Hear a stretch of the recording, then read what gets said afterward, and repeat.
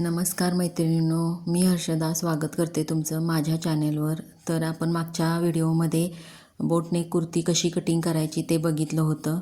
तर ही सुंदर बोटनेक कुर्ती कशी शिवायची ते मी या व्हिडिओमध्ये तुम्हाला दाखवणार आहे स्टेप बाय स्टेप. तर हे बघा, आपण गळे तयार करून घेतलेले होते कॅनव्हासचे आणि हे अस्तर मी मेन फॅब्रिकला असं चिटकवून घेतलेलं आहे. तुम्ही शिलाई मारून पण घेऊ शकता.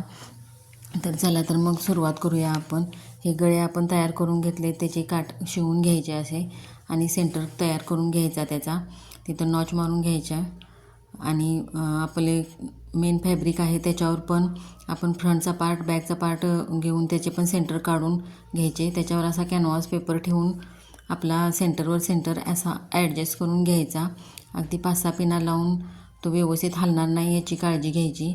सेंटरला अशी टीप मारून घ्यायची आणि नंतर टीप वळवत वरती जायचं. कॅनव्हासवर टीप चढली नाही पाहिजे आहे, अगदी घासून गेली पाहिजे अशा पद्धतीनं टीप मारायची. हे बघा, आणखी नंतर आता कट करून टाकायचं एक्स्ट्रा जे राहिलेलं आहे ते आणि नॉच मारून घ्यायच्या आणि नंतर पलटी करून घ्यायचं. आता बॅक पार्ट तयार करूया आपण. त्याला पण व्यवस्थित पिना लावून सेंटरवर सेंटर ॲडजस्ट करून व्यवस्थित फिक्स करून घ्यायचं. सेंटरवर टीप मारून घ्यायची आणि नंतर साईडनं टिपा मारत जायचं. अगदी काटावरनं गेली पाहिजे, कॅनव्हासवर चढली नाही पाहिजे या हिशोबाने टिपा मारायच्या. एक्स्ट्रा आहे ते कट करून टाकायचं आणि नॉच मारून घ्यायच्या. आता बघा, मी शोल्डर जोडायची 2 वेगळ्या पद्धती दाखवणार आहे. हे दोन्ही कॅनव्हास पेपरचे गळे उघडून ठेवायचे आणि असे हे बघा दिसते का व्हिडिओमध्ये तुम्हाला. आणि अर्धा इंचाचं मार्जिन आपण जेवढं घेतलं होतं शिलाईसाठी तेवढं मार्जिन धरून टीप मारून घ्यायची, डबल टीप मारायची. आता हे बघा, ओपन करतो आत मी. आता व्यवस्थित झाले बघा शोल्डर. आता दुसरी पद्धत बघा, जे आत आपण गळा तयार करून घेतलेला आहे ते परत एकदा दाखवतो तुम्हाला. बघा, जे गळा आपण तयार करून घेतलेला आहे तो आत तसाच ठेवायचा फ्रंटचा गळा आणि बॅकचा ओपन करून घ्यायचा, तो त्याच्यावर ओव्हरलॅप करायचा असा आणि अर्धा इंचाचं शिलाई मार्जिन ठेवून आपण टीप मारून घ्यायची. म्हणजे आपले शोल्डर फिक्स होतात आणि इनविजिबल दिसतात. आत शोल्डर पट्टीवर उदसत पण नाहीत टीप आणि कापड पण उदसल्यासारखं दिसत नाही. फिनिशिंग चांगलं दिसतंय बघा. हे बघा, आता झालेलं आहे आपलं हे. आता गळ्यावर आपण दाबटीप मारून घ्यायची, सगळ्या गळ्यावर, फ्रंट बॅक दोन्हीवर पण. शोल्डरवर मारून घ्यायची टीप. आता टीप मारून झालेली आहे आपली. आता आपण याचं स्लीव्ज कशी जोडायची ते बघा. फ्रंटचा भाग जो खोलगट भाग आहे तो फ्रंटच्या साईडलाच घ्यायचा आणि सेंटरपासून स्लीव्ज जोडायला सुरुवात करायची बघा. सेंटरपासून उजवीकडं आणि डावीकडं असं 2 वेळा स्लीव्ज जोडायची आणि एकदम सुरुवात केली तर ते एकीकडं कमी एकीकडं जास्त अशी होते, म्हणूनसाठी सेंटरपासून सुरुवात करायची. आता ही बॅक बाजू जोडून घेतली आपण. आता ही फ्रंटला जोडायची स्लीव्ज. हे बघा, हे असं स्लीव्ज खेचायची नाही आणि कापड पण खेचायचं नाही अजिबात. अगदी व्यवस्थित स्लीव्ज फिटिंगला बरोबर बसते, मग चुन्या पडत नाहीत.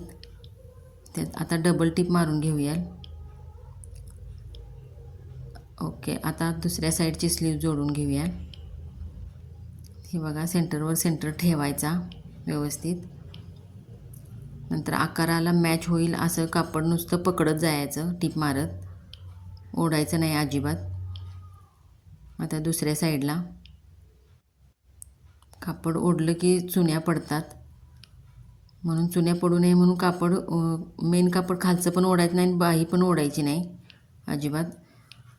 थोडी एक्स्ट्रा राहिली तरी चालेल, कट करून टाकता येईल, पण ओढायचं नाही अजिबात. आता डबल टीप मारून घेऊया.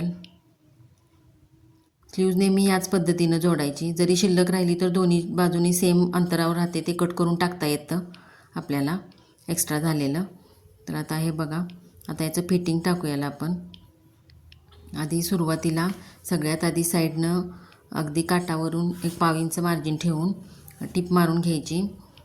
कुठंपर्यंत तर जिथंपर्यंत आपलं मार्किंग आहे हिपचं त्याच्यावर 1-2-3 इंच टीप मारून घ्यायची एका साईडनं.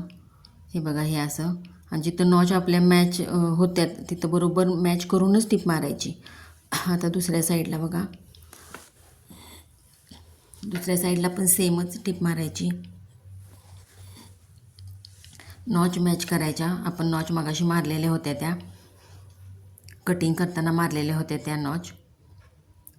आता हे बघा, एक्स्ट्रा थोडं राहिलेलं असतं ते कट करून टाकायचं. आता फिटिंगचं माप टाकायचं. आपण 1.5 इंच शिलाई मार्जिन ठेवलं होतं ना, तर तसं फिटिंगचे माप टाकत जायचं. हे पहिलं मार्किंग आपलं कटिंग करतानाचं दिसतंय बघा.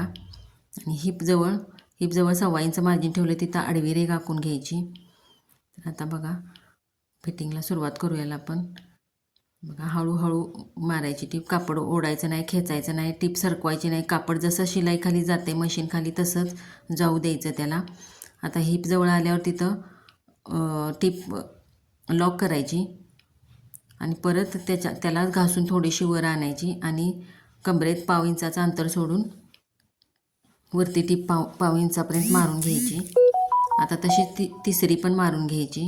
अशा 3 टिपांचं फिटिंग मी करतोय. ब्लाऊजला पण 3 टिपांचं करतोय, तसंच ड्रेसला पण 3 टिपांचंच असते माझं मार्किंग मेजरमेंट. तर हे बघा, आता दुसऱ्या साईडला पण असंच करून घ्यायचं. 1.5 इंचावर मार्किंग टाकलेलं होतं आपण बघा. इथं खाली 1/2 इंच हिपजवळ मार्किंग व्यवस्थित असं आखून घ्यायचं आणि हिपजवळ थोडासा आतनासा कर्व आकार द्यायचा. हिपजवळ हे बघा दाखवलं आहे असं. तर आता आपण करूया फिटिंग याचं.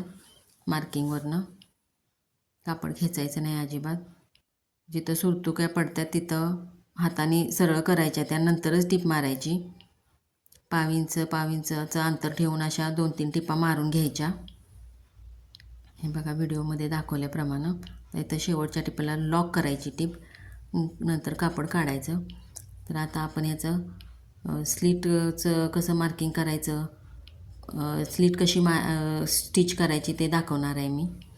हे बघा, आता इथं आपलं 1/2 इंच मार्जिन आहे, त्याच्यावर असा एकदा फोल्ड करायचा, परत आणि एकदा फोल्ड करायचा आणि तिथं अशी पिन लावून घ्यायची. एकदा फोल्ड केला, परत एकदा फोल्ड करायचा आणि बाहेरच्या साईडनं टीप मारत जायचं वरतीपर्यंत. व्यवस्थित कापड सरकलं असले तर व्यवस्थित करून टीप मारायची. बघा, आता वरतीपर्यंत आलो आपण. पिन काढून घ्यायची.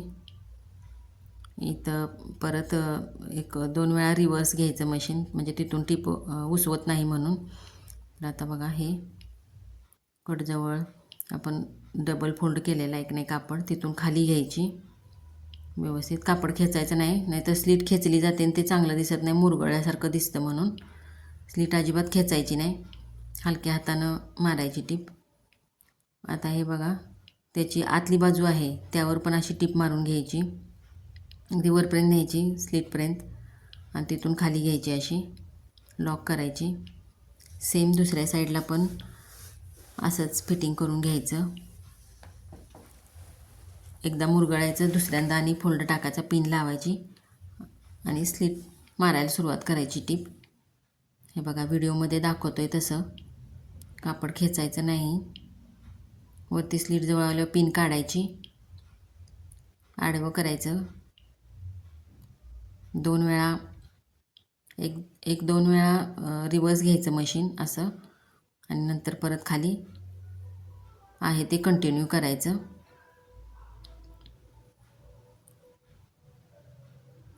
कापड कसं ॲडजस्ट होतंय, कसं बसतंय मशीन खाली, त्या हिशोबानं करायचं. हे बघा,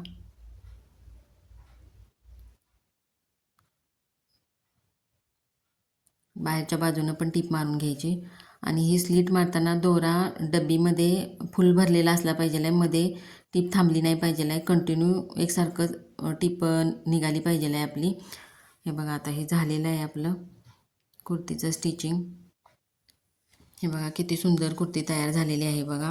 व्हिडिओ आवडला असला तर लाईक करा, शेअर करा, सबस्क्राईब करा आणि कमेंट करायला अजिबात विसरू नका. धन्यवाद.